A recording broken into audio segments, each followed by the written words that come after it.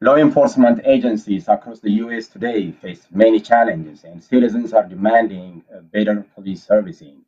The 21st century was implemented in the wide, unjustified killings of police around the country. Alexandria Police Department became the early adopters of the recommendations implemented by the President Obama's Commission on Policing. It is instructed or structured policing that is trying to address systematic racism and encourage building positive relationship between the local police and the communities it serves. Today, we have Chief Mike Brown from the City of Alexandria Police Department and Basu Falleka, Community Advisor to Chief Brown, joining us in various topics regards to community policing and other associated engagement between the law enforcement agency and the community. I'm Caleb Shifarao. Thank you for both of you for your time. Glad we could have a conversation about this very important topic. Yeah, can you hear me? Yes. I can. Can you hear me? Yeah, okay. Okay, again, yeah, thank you for your time. I really appreciate, for coming out, from your busy schedule. I will begin with Basu, and what's your pretty much role in the community advisor to Chief Brown, and in general, what's your engagement and what's the intent of your goal with to Alexandria Police Department? Thank you, Caleb, and thank you, ESAT, for having us today. I was invited by Chief Brown about 3 years ago to be part of the community advising committee and implemented at the Alexandria City Police Department. It's Alexandria City Police Department should be commended on their effort to engage the community they serve in to bring virus group. I'm not the only one. There's about, I think, 17 to 20 people from various community groups that are advising the chief and implementing the 21st century policing into Alexandria. So as you know, Alexandria is a very diverse community. One of the members of the community is the Ethiopian community, which is probably considered above 20,000 Ethiopian immigrants living in the city. So as a diverse group, and in the wake of what's going on around the country, even if you look, even myself, just looking at the social media and the news, people tend to get this negative perception about police and what they do. But throughout my engagement with Alexandria Police Department and with the leadership of Chief Brown, implementing the 21st century, I've learned a lot, and I'm very impressed what they're doing there to be very inclusive, to be engaging, and to build a stronger relationship with the community they serve. I have actually attended in 2017. I attended with the police officers on a training they implemented on implicit bias and how to train the police officers to do a better job in terms of serving the community. So I really I'm very impressed with what Chief Mike Brown are doing and the city of Alexandria in terms of their relationship. My role is just to see, look at what the police department is seeing in terms of implementing the 21st century policing, and advise on from the Chief Brown from Ethiopian community perspective and other immigrant groups. Thank you. Okay. Okay, so we're approximately, I believe, within the city of Alexandria alone, we're expecting, I believe, over 10,000 Ethiopian original residents, live in the city of Alexandria. And have you done any kind of engagement with the church or other communities, with the Ethiopian communities, in order just to improve and just to avoid some of the biases between the law enforcement and the community?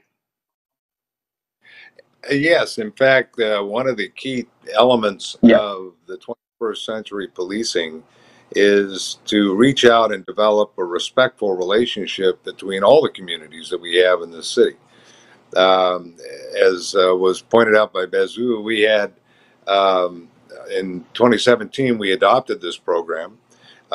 We found we were making a lot of progress in a lot of areas, but we've also reached out to and tried to identify our communities across the city, and our community is very diverse, and it's not just Old Town Alexandria, which is predominantly an affluent area, but it also involves a lot of other communities that are challenged and communities that need a voice.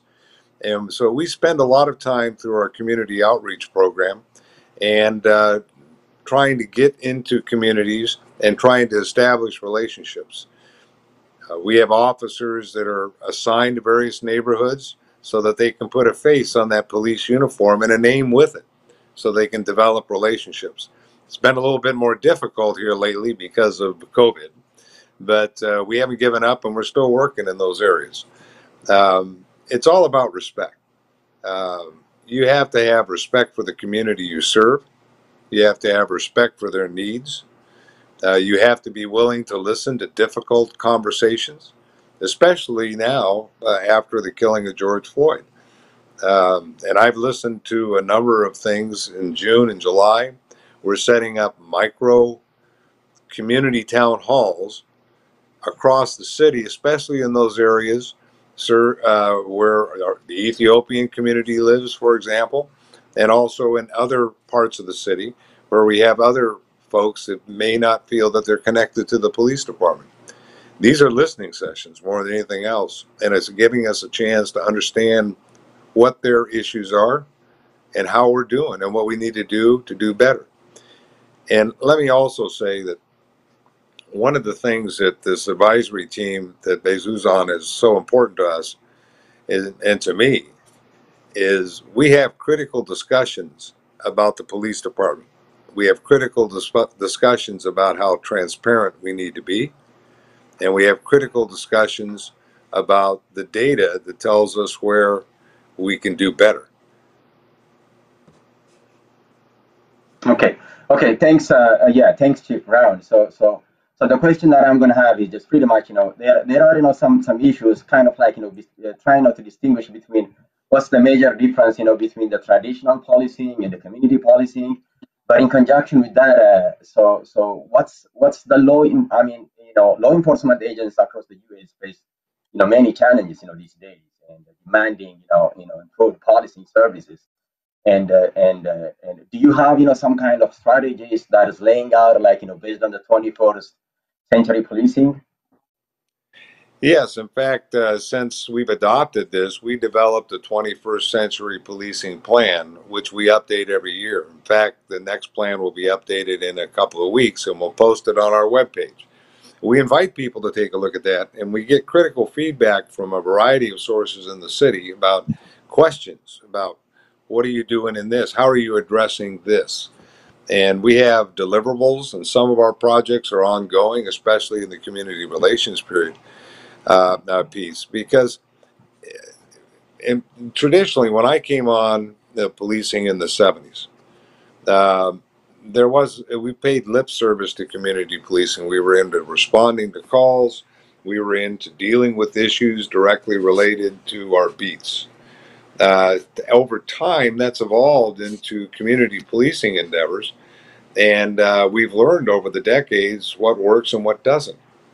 And what works is getting the officers out of the cars and getting out and making contact with individuals in a community, and making sure that you treat everyone fairly, and that when you leave, while they may not like what you do sometimes, at least they understand what you do, and that there is an opportunity to have dialogue and exchange ideas and give feedback. Our department now is very transparent. We publish all of our policies on our website. Anyone is invited to look at them. We publish regular reports on how we're doing, including data on traffic stops and traffic citations. We put our use of force on our website, so everyone can see what's there, and that's an evolutionary process too, because we're adding more information.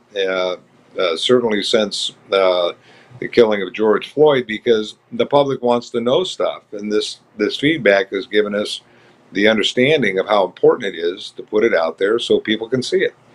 Um, there's a lot of police agencies across the country that, like ourselves, who've adopted now the 21st century policing. A lot of the issues that have been brought up in the discussion of policing since that Minneapolis event directly relate to 21st century, and there's been this call to go back for many agencies that didn't adopt it to look at it and adopt some of those principles. Those agencies like ours who have adopted it early are finding that most of the stuff that they're calling for we're already doing and have been doing for some time. Okay, okay, yeah. So knowing that building trust between the law enforcement agencies and the community is very essential. You've kind of mentioned and went over, some of the mechanisms you developed, to improve, the trust between the law enforcement agencies, the people that they protect and serve. But do you have any special, like, engagement programs, such as, like, youth engagement program or volunteer programs? We have a number of programs that are available to residents in the community. The one that we like to showcase a lot is our Community Policing Academy, and we do it twice a year. This one's going to be virtual because obviously we have a COVID issue with social distancing, the one in the fall. But we invite members of the community to come in and spend 10 weeks with us. It's every Wednesday night. They spend 2 hours. We walk them through the department. We explain to them our directives. We have individuals who are doing different functions come in and talk about what they do, and they're free to ask questions.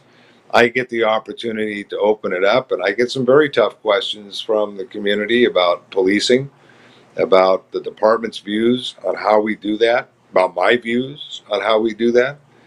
And then in addition to that, we also put them through some training exercises to give them a sense of what policing is all about. And so they can understand somewhat what we do and why we do it. Another program that I'm very proud of that we developed, it was developed by one of our officers, was our Teen Academy. We have teenagers from the city that come in and go through the same kind of a program so that they can understand that the police officer that they see on the street is not something to be afraid of, and they'll understand what we do. We sponsor soccer leagues, teams. We sponsor a number of different activities across the city for our youth.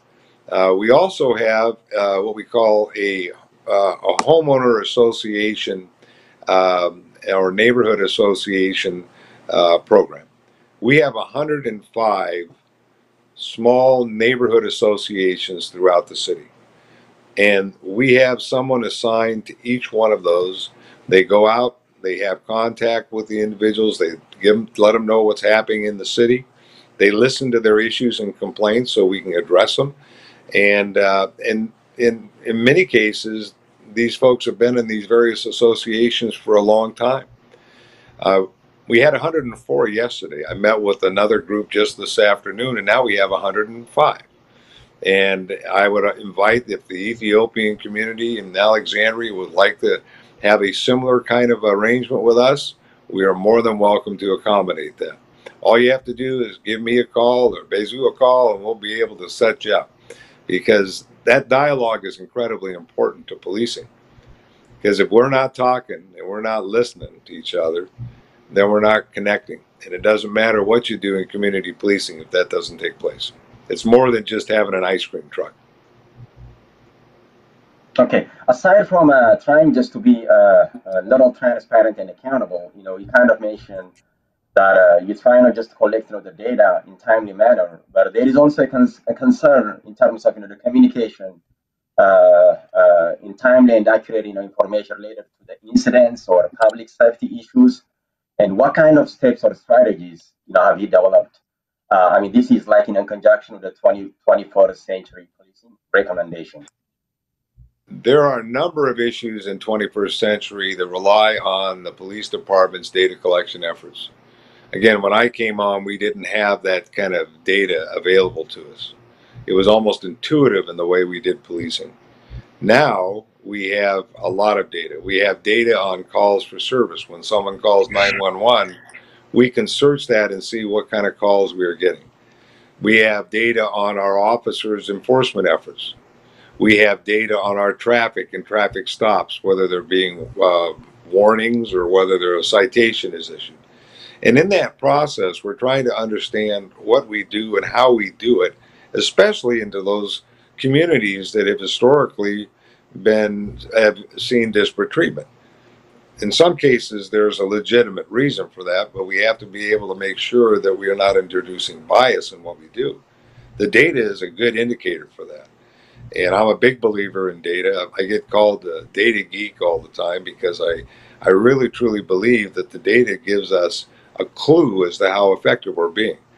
And, for example, one of the things that we're looking at right now, and will probably come out in a couple of weeks, we hoped was the looking at our arrest data. Our arrest data is disproportionate towards African Americans and Latinos. And there's maybe a reason for that, and we've identified some, but we're not complete with our analysis. Doesn't necessarily mean we're biased. For example, we get in a number of calls or a disproportionate amount of calls in some of the areas where these folks live, and we're responding to their requests. That explains part of it, not all of it, but that's one explanation. So in a couple of weeks, we're going to probably come out with a detailed report of all this stuff and try to explain it. And if we find some things that we need to fix, in other words, things that where the laws might cause us to do things that or limit our discretion, then we need to have a frank conversation about changing the laws. And that's how policing has to be. If we don't have the support from the community and that relationship, then we will be ineffective. And I think most modern police officers and police agencies recognize that and try to address it. And it's not easy. It's a lot of work, but it's important because otherwise we won't be successful. Okay. You told us the story regarding the George Floyd. In fact, we've seen, recently a number of demonstrations, throughout the country. We understand, this is their constitutional rights to freedom of expression, including rights to people to peacefully demonstrate. However, we've also noticed that there is peaceful demonstration as opposed to a riot. And how does your team practice a successfully applied in order to differentiate between the peaceful demonstration and the riot? That's a great question, especially in this time and place. Right after George Floyd, there were a lot of protests across the country. And they were First Amendment protests of people expressing their feelings regarding policing, regarding the way police treat individuals and selected individuals, especially people of color. And Alexandria was no different than anywhere else. We had demonstrations and protests. In fact, one of the first ones in the city was right outside the police department.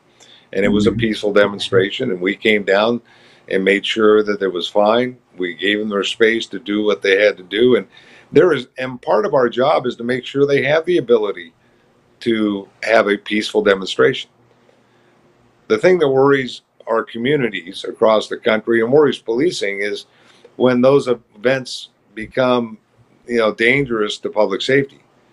And in that case, in many cases, they may be co-opted by individuals who want to do something during the demonstration. Well, that defeats the purpose of what they're trying to accomplish.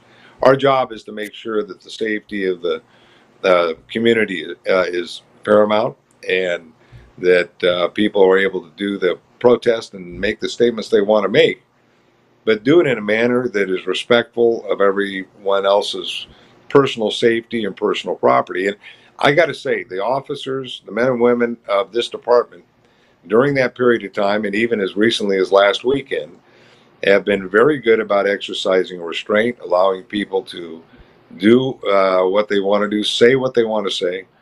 And we've gotten great cooperation from the people who have wanted to come into the city and demonstrate. And we work with them to make sure they have a safe event. It's not easy and it's challenging, but again, you have to listen and be willing and to give them the space and the opportunity and do it in a way that can be respectful.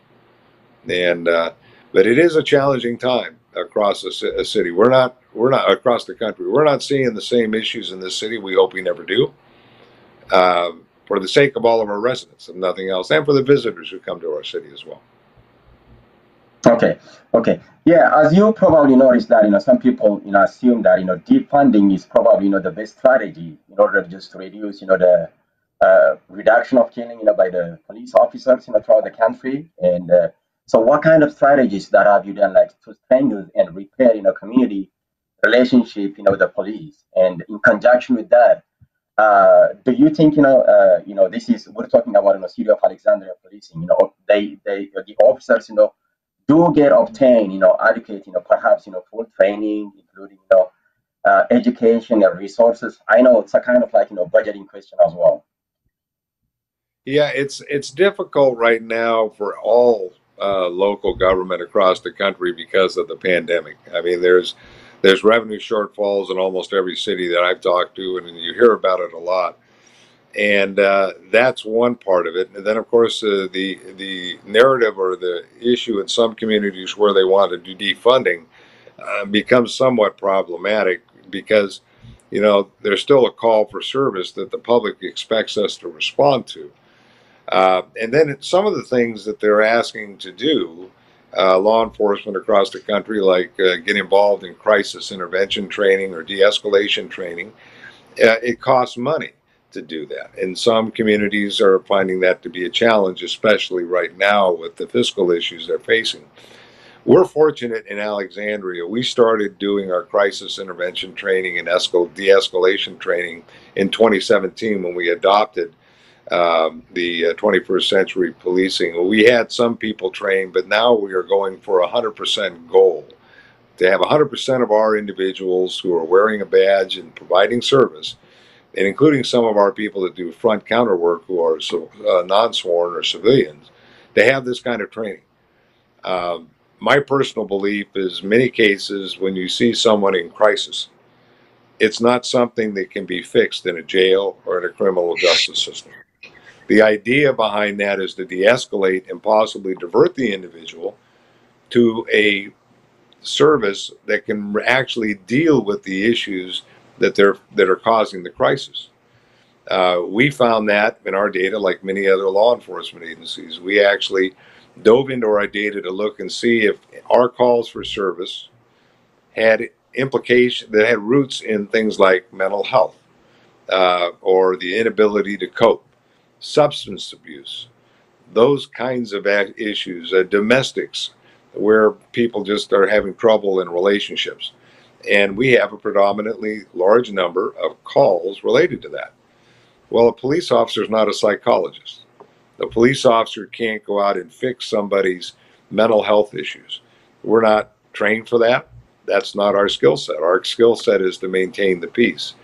So we're working with our Department of Community and Human Services that does have those assets to try and get them involved in this process so we don't have to continually go out to the same individual and take them to jail where they're not going to get any kind of psychological help that's going to provide long-term relief.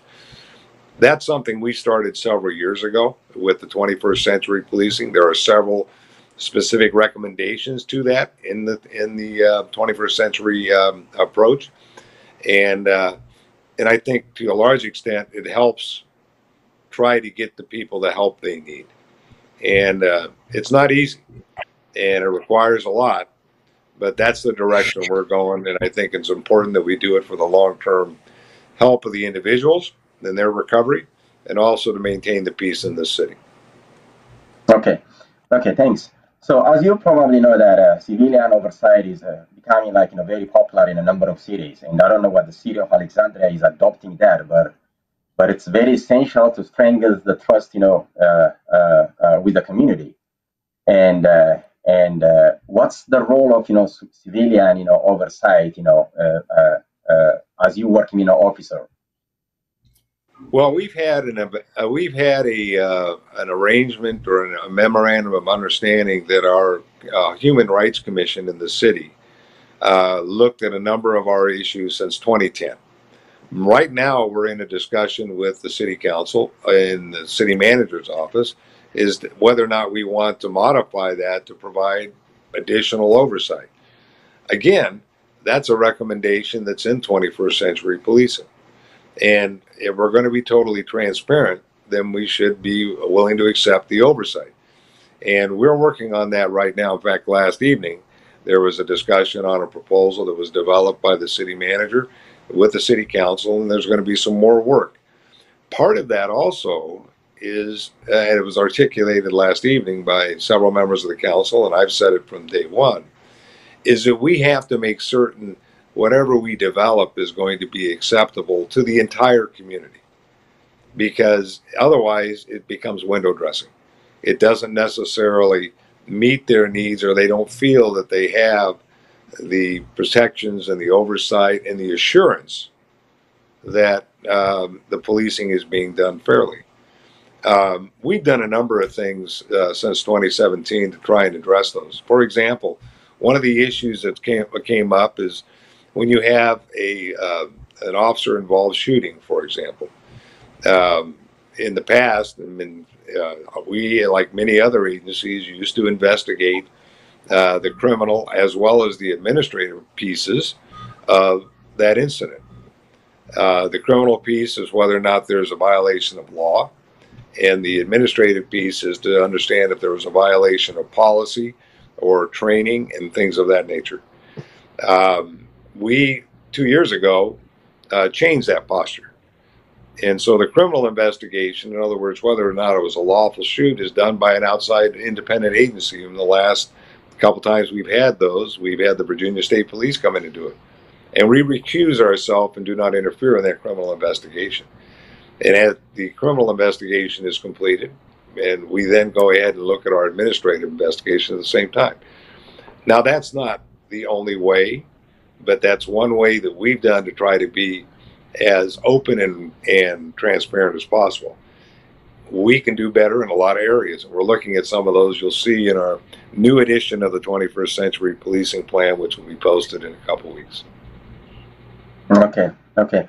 So you've also mentioned some of the approach and some of the implementation. This is regardless to the 21st century policing to de-escalate the use of force, and in some cases is probably like just to avoid using proactive tactics and equipment.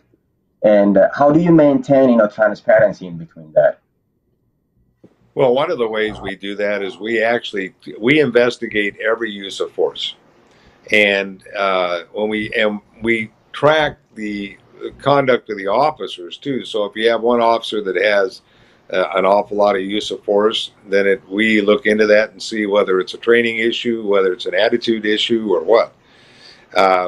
We can't afford to have officers who are in situations that resort to use of force in every occasion. In fact, I was told, and it's very true, when I first came on, and it's no different today, the best weapon you have out there is your mind and also your ability to communicate. You can talk to people and de-escalate or inform people so they understand what you're doing. There are times, unfortunately, where there's a public safety threat to the officer or to a civilian, another person out there, and then we have to take some action that's a little bit more significant. To give you an example of how often we use of force, which is minimal, we had over 80,000 calls in 2019. We had 45 investigations of use of force, and they range from investigation of use of force using a weapon. And we had, in last year, we had 2 of those investigations stemming from one incident. And the vast majority of them are either the use of the taser, which is a way to get compliance rather than using a gun, or two, just trying to wrestle somebody into handcuffs and using control holds. Even something as simple as that, when there's an injury involved or something like that, we track it, we investigate it, and then we complete the investigation. And the officers know we do that. Now, I will tell you, in light of what's happening with all these videos and these concerns expressed in the incidents across the country, there are officers who are concerned of whether or not we're going to continue to be objective and fair. And we've been objective and fair. I review every one of the cases, and so does the chain of command. And we sometimes identify training issues. But fortunately, our officers have been using good judgment and using the right level of force in most cases for the things that they're addressing. Now, when we have in a situation that it doesn't appear that they did the right thing, we will do the right thing to ensure that that doesn't happen again. That's our responsibility, not only to ourselves, but also, more importantly, to the community. Okay. So do you typically collect or maintain and analyze, the demographic data? How do you use, those data in order to improve, the community policing and kind of like, crime reduction as well? Yeah, it's interesting. The demographic data has been important for a lot of agencies. There's a lot of discussion right now about it across the country. Our department's been capturing demographic data for some time. And since 2017, we've reported on everything we started with the reporting on traffic stops and traffic citations because that was of interest to a number of members of our community. We're also, as I now mentioned, we're looking at arrests. We're looking at all those things that will give us some understanding of how we're treating different parts of our community and whether or not we're doing any bias either by our policies or procedures or maybe the criminal justice system protocols or the laws. And so the data is very important. And it's difficult, as some agencies have the ability to do it. We're blessed that we do have the ability to do it and have been doing it. But the data has to continually be looked at and make sure you're capturing the right kind of information. And so that's an ongoing challenge for law enforcement. It is for us as well. You can't rely on exactly what was developed 2 years ago and assume that it's going to be good today. The laws change, our activity changes, our requests for service change a little bit. And this year, this year we're actually putting together data on just stops. In other words, when we contact somebody and they ask for information, we're trying to capture that information so that we can not only talk about the negative things we do, but also how we do positive things in terms of community outreach within the community. And we'll be reporting that out on a quarterly basis starting this year. In Virginia, there was a reporting requirement related to the community outreach program that was established by statute. And many agencies had to go through and try to catch up to capture that information. Our efforts over the years made it relatively easy for us to capture this information, which we do electronically, and then we're going to go ahead and publish that when we report it to the Virginia State Police and the state of Virginia every quarter. And along with that, we're going to start publishing also our new stop data so people can see exactly, and we can see exactly what we're doing outside of just arrests and enforcement and tickets. Okay. So as you know, this is in regards to safety and wellness. We're still, under a chronic pandemic, COVID-19, where we do have just to follow, the CDC guidelines, including, social distancing to address, some of, the current, public health crisis. And you kind of mentioned that, some of the issues that you probably have had, previously is problems like, mental health issues or, other special needs, which you would not be able just to provide as you intend to just to keep, the community safe. But what are like, some of the major challenges through this pandemic, and so what kind of recommendations we would like just to provide for the community? Well, I'll tell you, the thing that we suggest to the community is that they follow the guidelines that they have locally. Our local state office of the Department of Public Health in Virginia here, that's located in Alexandria, has a very effective website that we also have taken their information to suggest people do things to protect themselves and protect others as we go through this. When we started, our city manager, Mark Jenks, asked us as a city to lean into this in February because of his concern that this could become problematic for us, and we wanted to get ahead of it. And we did that rather deeply, and as a result, there's a number of things in our city that we're trying to do.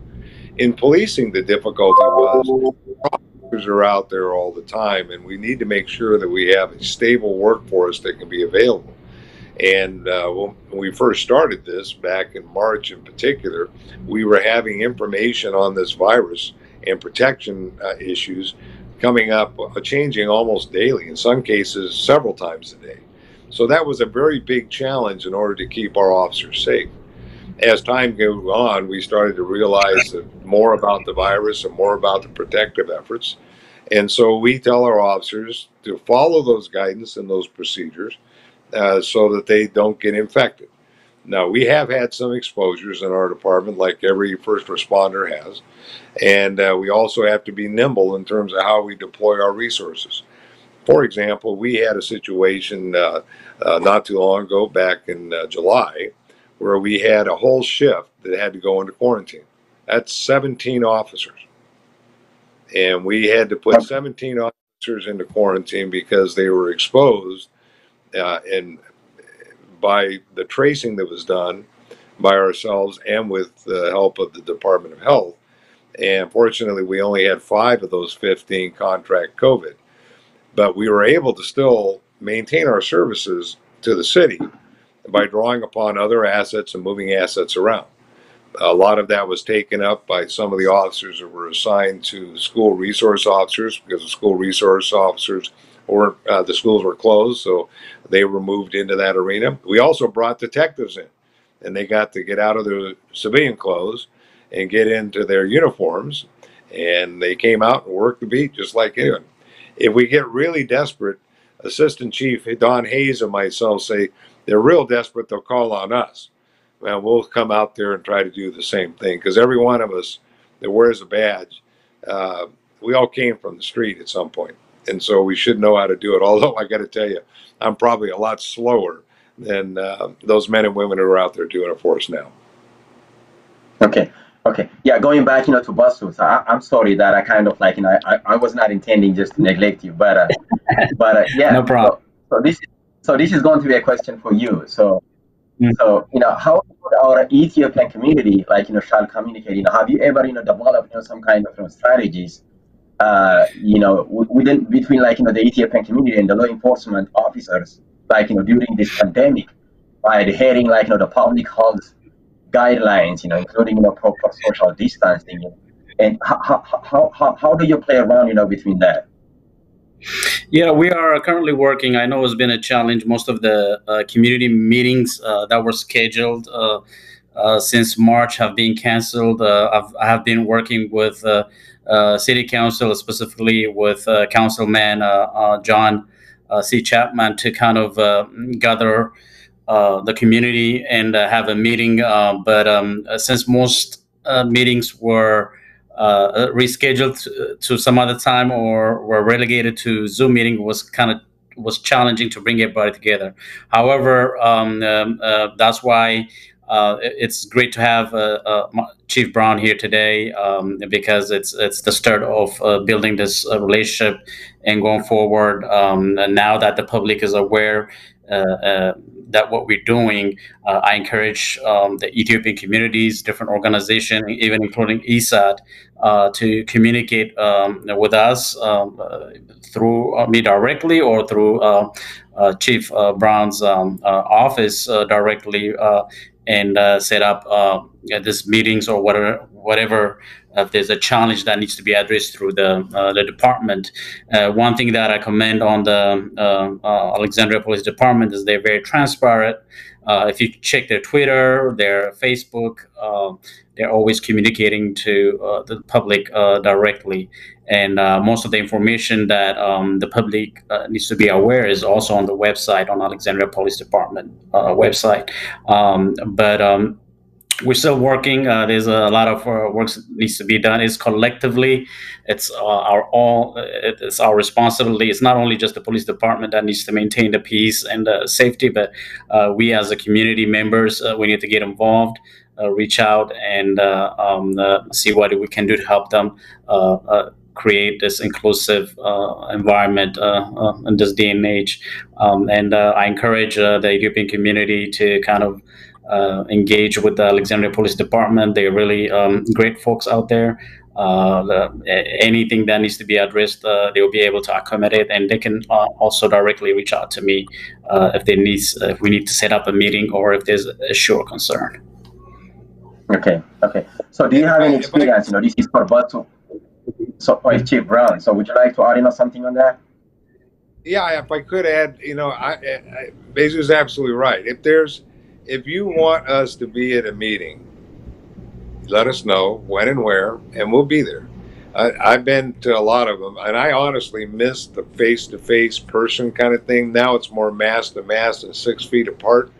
But the fact of the matter is, we need to be at these, and we need to try to get the word out about who we are and what we're here to do, and that is to serve the community, and that's all the residents of the community. And if you need to get us, you can call. Just let us know when you're meeting. We'll come on out. We're looking for meetings. We want people to see who we are, and we want to have those frank conversations that are difficult in policing, and they need to be had, and we need to listen to them, because that's how we're going to grow as a profession. Okay, thanks. So, hey, Bosu, so going back to you again, so what do you think, some of, the major, barriers, within the Ethiopian communities? I know, sometimes, culture is, one of the barrier, and the other one, could have been a language. So have you had any kind of, barrier, and what's kind of, establishment or strategies, you're trying to adopt in order to just increase the engagement, between the community policing and the law enforcement? Yeah, as you stated, culture is number one. Number two is the language, but I know there's translators. Anytime there's an issue, there's translators that can help the police department resolve that issue. The other thing is we're also thinking of implementing cultural awareness training programs that would be important for our community as well as for the Alexandria Police Department. So these are some of the things that we're looking at. In the past, I've looked at a program where sponsoring a sport event or a cultural event between Alexandria Department and the Alexandria Police Department in the Ethiopian community. That has been also postponed due to some of the challenge that we faced through the COVID-19. But in the future, we want to have a sporting event or cultural event sponsored by Alexandria Police Department, and that way the community is engaging with the police officers and learning more about the work they do, and also building a relationship and having that transparency communication directly with the officers. I've been also to the T.C. William High School and spoke the Ethiopian students and encouraged them to attend the Teen Academy. I've also encouraged some of our community folks to attend the Alexandria Police Department Academy training they have for the citizens. I've attended that academy as well back in 2015, and I've learned a lot about policing and the work they do. In fact, I've gone even right along with the police officers, spend the whole day and see what type of calls they get, what type of challenge they face. So it's a very challenging job. It's very stressful, and it's not easy. But I think from our community, we need to be more involved, get engaged with the police department. And I'm working on several events to coordinate with Alexandria Police Department as well as with our community. Hopefully, we'll get to once this pandemic is over, we'll be able to coordinate those. Okay.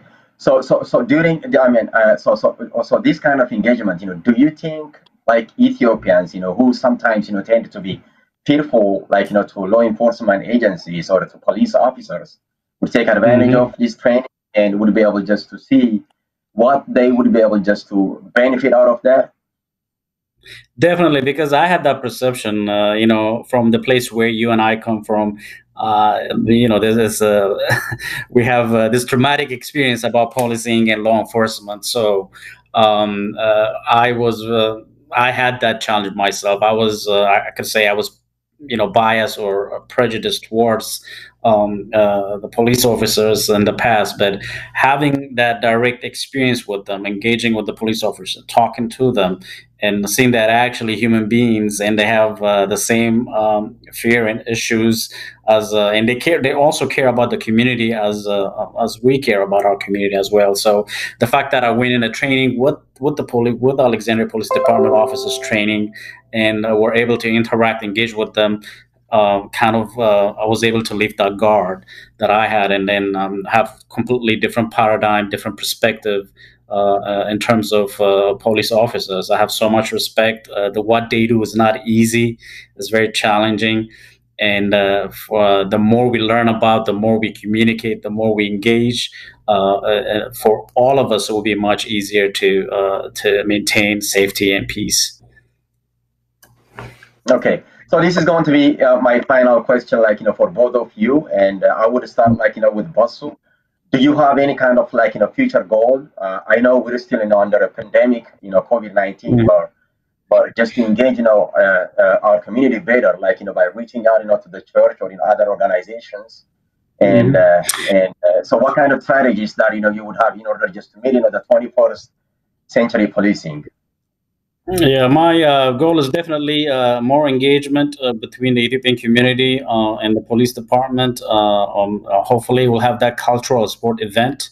The second one is I know if I'm not mistaken, out of 100, over 170 police officers in Alexandria Police Department, I think we have one Ethiopian. And I want to encourage more Ethiopians. They don't necessarily have to be, police officers. That's a great career as well. But they can look at the job sites and see if they can look career path in terms of law enforcement.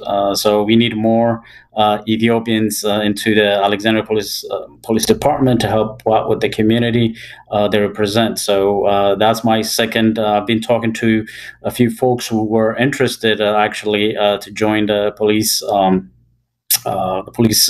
department, and I've sent that to the recruiter a few times. So that's the second one. The third is just have more of direct communication with the various Ethiopian organization in the area, and not only in Alexandria but within DMV area.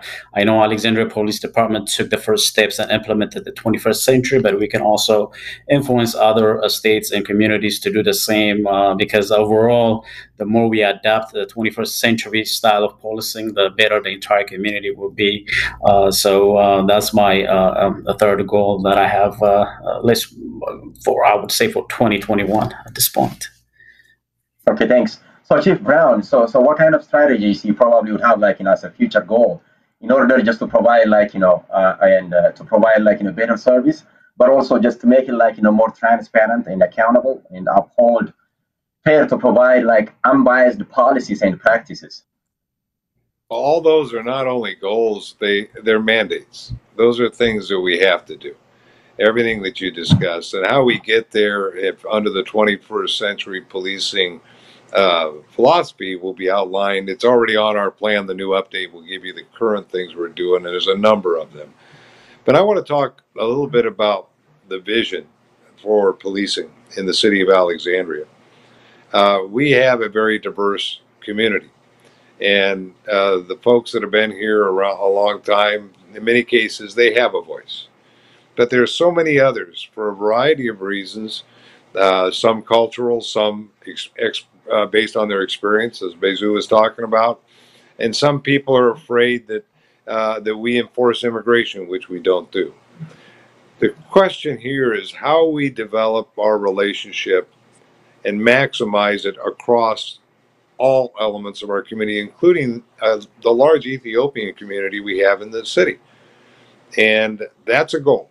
And it's not going to happen overnight. And we know that we're going to do it just like we're going to do it in other areas of the city where we know we have to develop a better relationship. And it requires us to reach out. It requires the community to reach out. It requires us to have frank conversations and reassure people that we're not bad actors. We're really there for you. You don't come into policing without the heart to do something for the people that you serve. We talk about that from the very day that they come into the academy. They did the same thing when I came into the academy in the 70s. We do this because we care. And those that don't last long in policing because it's not what gets them to work every day. You had mentioned earlier about police officers being just like everybody else. Indeed, they are.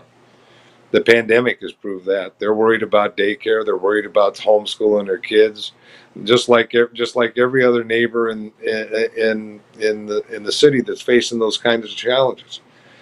And yet they come to work every day, and they are ready to risk their lives or injure themselves or jeopardize themselves or risk exposure recently to COVID-19 because they care.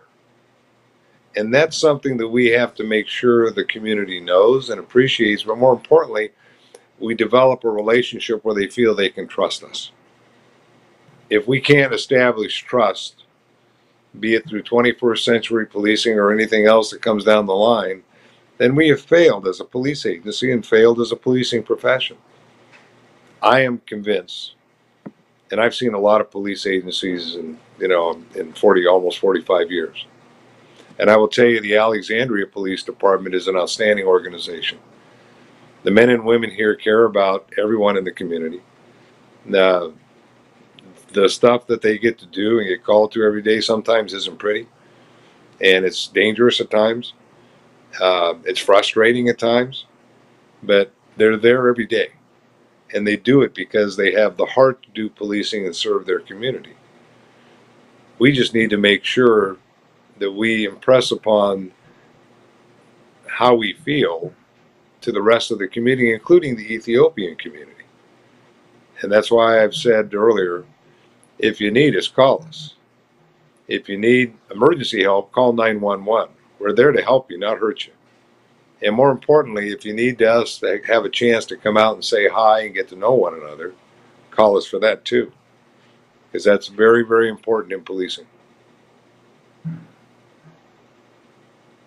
Yeah, so thank you so much, both of you, Chief Mike Brown from the City of Alexandria Police Department, and Basu Fallaga, Community Advisor to Chief Brown. I really appreciate both of you. I'm assuming I will have you both like in the future, probably not too long. And again, thank you so much for having you. Thank you Thanks very for much. having us.